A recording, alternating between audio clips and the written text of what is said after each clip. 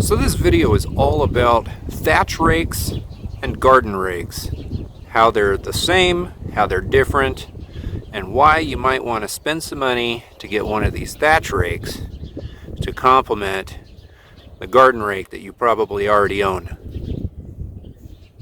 Hello, Oscar. Oh, I like my grass. My chickens aren't so bad either. Hey, I'm Brian. I run turfmechanic.com, and today in the video I wanted to talk to you about thatch rakes and how they differ from garden rakes. Most people, homeowners, renters, whatever, probably already have a garden rake. It's kind of a staple. I don't even know where people get them. They just own them. You walk into the shed of some people, they've got like a handful of them.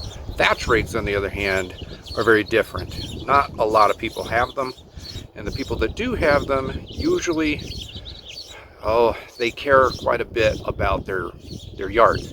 So if you're considering getting one, that kind of puts you in a minority.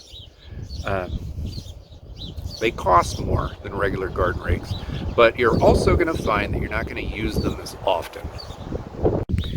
Getting in close to the tines on this thatch rake, you can see that each one is bent just a little bit to one side.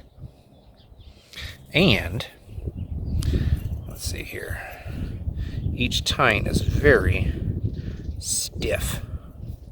This is in comparison to the super flimsy tines that we all know everything about on the garden rake. Basically, when you dig this rake into the ground, as no doubt you've already done, it just bends and flexes and slides right over the grass. Pulls up leaves, anything that's, loosely attached to the ground, even a matted in leaf, you kind of got to dig in a little bit to get them all out. This, however, because it doesn't flex at all, and these little tines are bent a little bit, when you dig this into the dirt or into your turf, it will go under the grass blades and scrape the ground, and it will not flex. It'll get a little bit under a leaf or a layer of thatch, the dead grass and rhizomes and miscellaneous material that's under the grass turf and sitting on the soil. And these little wings will pull that material up off of the ground.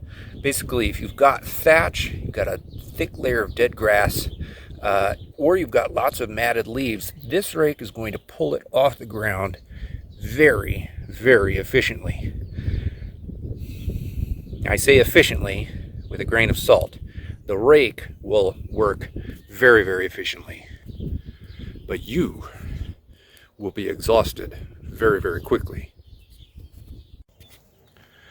Most people find using a thatch rake to be a love-hate relationship. For one, they cost, a drop in the bucket compared to a really well-made power rake or dethatcher or scarifier machine. You could always go and rent one from like a Home Depot kind of place or a local tool rental, but it is just really nice just to have a rake sitting in the garage that you can use whenever you need to, even if it's just on a small little area. I personally have used that thatch rake on an entire 2,000 square foot yard.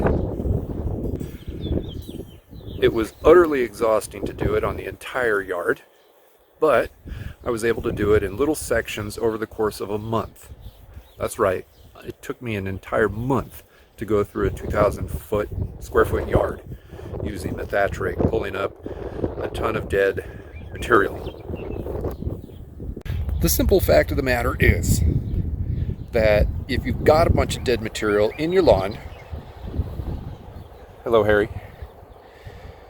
if you've got a bunch of dead material in your lawn, whether it's actual thatch or it's just a lot of dead grass or matted leaves or whatever it is, A regular garden rake will get it up very, very slowly and inefficiently, and no matter how much you work, no matter how hard you dig into the ground, you're just only going to get a fraction of the material up.